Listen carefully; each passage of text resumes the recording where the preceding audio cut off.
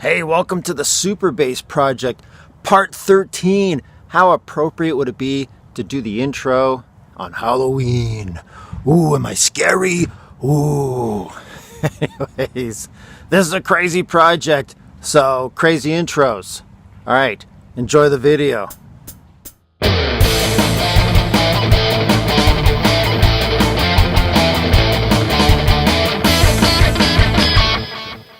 This is the bridge.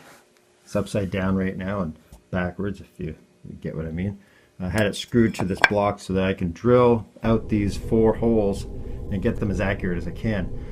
It's a through body string mount, so it goes over the saddles through these holes, out the bottom, and I made these clever little things out of some bolts, and I drilled right through the center.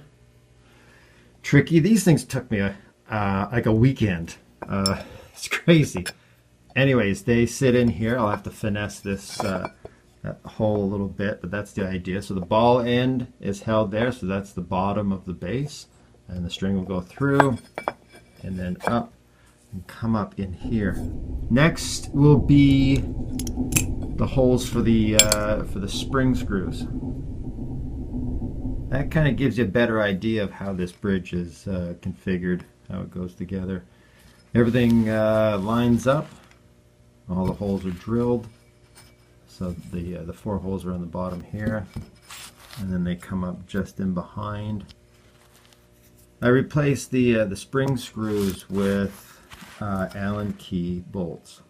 There'll be no difference in tone or sound, I don't think.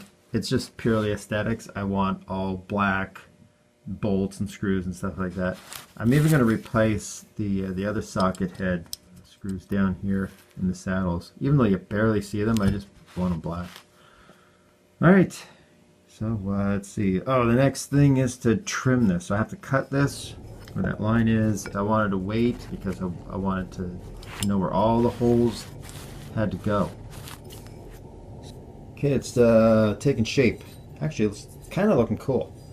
It's really gigantic compared to a regular, like a Fender style backing plate for a bridge. But that's the idea of this whole project, is just overkill the crap out of this thing. A lot of work yet to do on it. I have to file all these edges, sand her down, make it nice and pretty.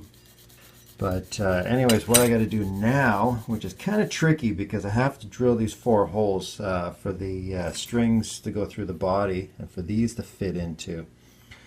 I don't have a lot of space. If you look on the back here, you can see there's about a 1/16 of an inch thickness from the hole to the back of the bridge. And normally when I'm drilling a hole through a finish, I would put like a block to protect it so that it doesn't chip up the paint. I'm going to go very gently and see how it works out. Oh man, this may be one of those moments where I don't even want to look. Shit. So yeah, I started off with this bit so I can get through the wood nice and clean, and then I switched to your more conventional metal bit. The reason why is because it has that metal the metal bars on the back, and I want those 4 holes to line up perfectly. Best way to do that is to have the bars installed, which they are. That's why these posts are in, because I want everything in the right position. So I drilled the 4 holes down almost to where I got to the metal, and then I switched the bits and then drilled the rest of the way. One of these little curly bits of metal wrapped around the drill bit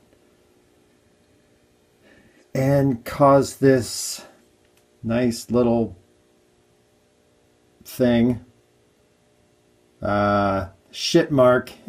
I haven't even taken a look at it yet. We'll take this out of here. We'll take a closer look at it. Everything is fixable to some degree, so we'll take a look. All right. This is where you take a step back in a project and you go, you know what? I'm not doing a thing until I think about this, and because nothing's going to change. This isn't going away. So I need to think about this for a while and see, think about what I can do, how to fix this. There's always a solution. There's always something to do. Anyways, oh boy. All right. Fun shit. So one thing I should probably explain before I go any further is why I'm putting nail polish on here.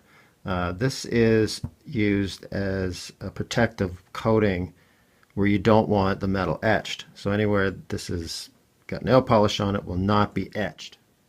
I've used a lot of paint, a lot of different kinds of solvents and things through my guitar building experience, and I gotta say, nail polish is one of the harshest things I think I've had to deal with. The fumes are unbelievable. Alright, I'm outside because there are fumes that come off of this, and I'm not sure how dangerous they are. I would assume that they're not good to breathe. It is etching steel, so I do it outside. So I'll just pour the whole thing in. So that's 2 liters of water I poured in here, and about a tablespoon of the pickling salt. So, what I thought originally was going to take about 15-20 minutes has been hours. So we're just going to let this sit for a while. I don't know, another 20 minutes. Whatever it takes. Like I said, I wanted this to be a deep etch, so I can leave this for as long as I want. So here it is. It's all done. It's all etched. I cleaned it. Got all the nail polish off.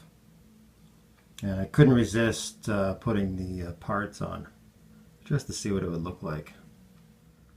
And that's pretty aggressive looking, which will go nicely on this base. That's the base it's going in. Alright, cool. Thanks for watching. It's very orange.